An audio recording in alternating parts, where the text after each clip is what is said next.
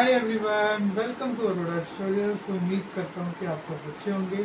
बच्चों, commerce classes में आपका स्वागत है। आज से हम कॉमर्स की क्लासेस शुरू करने जा रहे हैं।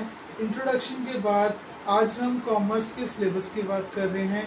क्लास 11th में क्या सिलेबस होगा और क्लास 12th में क्या सिलेबस होगा सब्जेक्ट वाइज के अकॉर्डिंग, राइट। तो सबसे पहले हम डिस्कस करते हैं सीबीएसई बोर्ड का क्लास 11 का अकाउंटेंसी का सिलेबस। देखो, आपका बच्चे जो सिलेबस है वो ऐसे फ्रेम हुआ है कि जो आपका थ्योरेटिकल है वो आपका 80 मार्क्स का होगा और जो प्रोजेक्ट है वो 20 मार्क्स का होगा। ऑल ओवर 100 मार्क्स का होगा।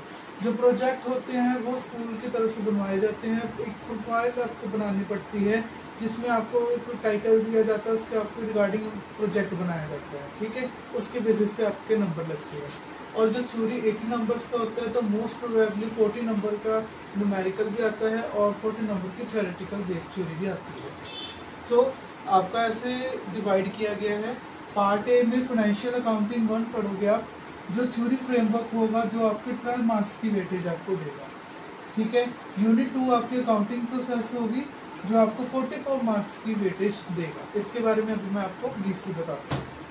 और पार्ट बी है वो फाइनेंशियल अकाउंटिंग 2 होगा, जिसमें आपको फाइनेंशियल स्टेटमेंट्स और प्रोप्राइटर के बारे में बताया जाएगा, जो 24 मार्क्स की वेटेज देता है।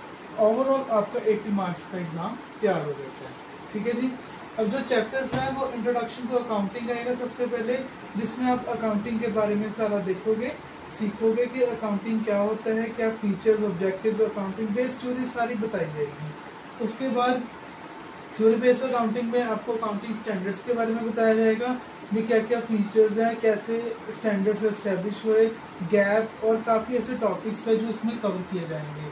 अकाउंटिंग प्रोसेस यूनिट आएगी जिसमें आपको बताया जाएगा कि कैसे अकाउंटिंग ट्रांजैक्शन रिकॉर्ड की जाती है बिजनेस में या फाइनेंशियल स्टेटमेंट्स बनाई जाती है कंपनी में, ठीक है। जैसे जर्नल बताया जाएगा, ledger, cash book, purchase book, sales book, बहुत सारे टॉपिक्स हैं। Reconciliation statement, then financial statements prepare की जाएंगी, बैलेंस शीट प्रिपेयर की जाएगी, ये सारा आपने इसमें देखना है।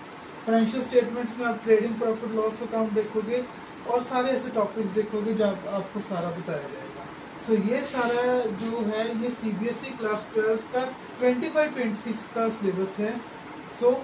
एक बार आप स्क्रीनशॉट ले सकते हो, स्क्रीनशॉट ले लो, जो आपको सारा सिलेबस अकाउंटेंसी का यहाँ पर मैंने आपको बताया गया है। चैप्टर वाइज, यूनिट वाइज हम आपको बताते जाएंगे कि कैसे हम इसको स्टार्ट करेंगे, ठीक है। अब हम देखते हैं क्लास 11th का ही पीएससीबी स्टूडेंट्स की अकाउंटेंसी का। थोड़ा बहुत डिफरेंस है, ज़्यादा नहीं, उसको भी हम डिस्कस कर लेते हैं। अब हम बात करते हैं कि पीएससीबी का 11th का सिलेबस क्या है अकाउंटेंसी का।